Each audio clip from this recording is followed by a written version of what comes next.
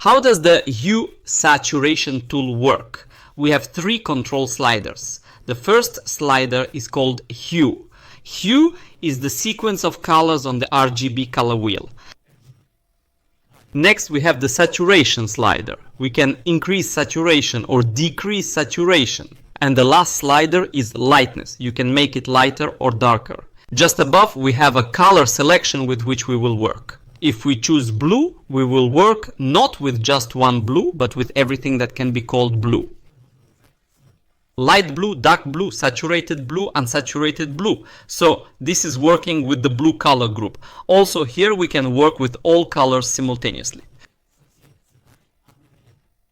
And let's try. For example, I want to change the color of these flowers. First, I need to determine which color group they belong to. I think they are magenta. We select this color and can decrease the saturation. If the saturation is gone, then the flowers are in this color group. And we can change either the hue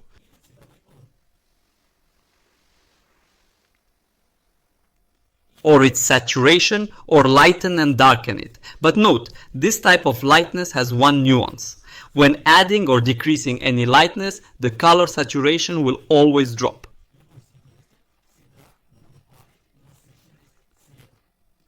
You can do the same with red. For red in this photo, the skin will be red. Note that the skin is not just red, but everything that can be called red. This skin also has a red color. We can decrease the saturation or increase the saturation. We can change the hue.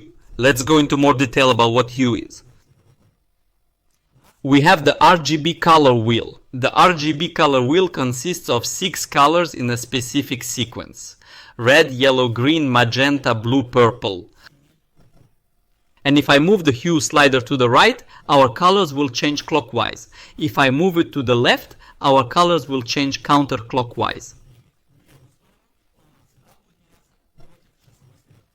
If I stand in the red group, only what can be red will change. If I stand on all colors simultaneously, the hue will change on all colors simultaneously. For example, our skin is red and the flowers are magenta. If I move this slider one color to the right, then red will become yellow and magenta will become red.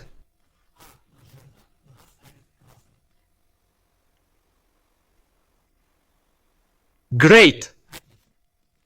But this tool is much more complex than it might seem.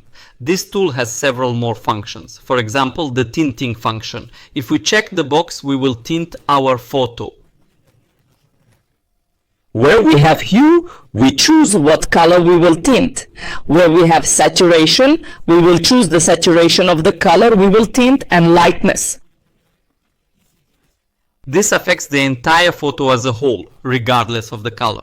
We will either lighten or darken the entire photo. Great. And this tool also has another hidden function.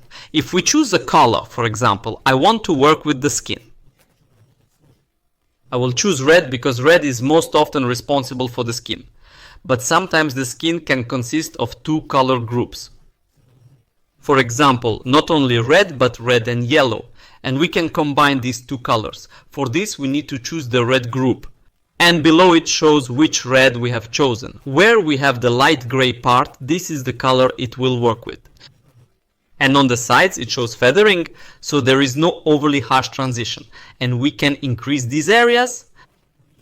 If I move this slider to the right and this slider to the right, then in this case, even though I am on red, I will work with all the colors selected on the lower panel. For example, I can decrease instead. I will move only a small part of the red. By increasing the saturation, I can understand which zone I have chosen. In this case, only the lips. But if I increased it like this, I have already chosen the skin as well. But I can also increase in this direction. Remember, our flowers are magenta. If I increase it to this extent, I'll be controlling this red, this pink, this magenta, and even a bit of blue as well.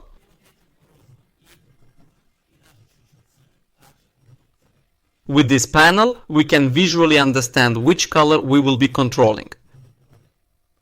To reset it, you can simply close, delete, and reopen it. Great! Now you know how to use this tool.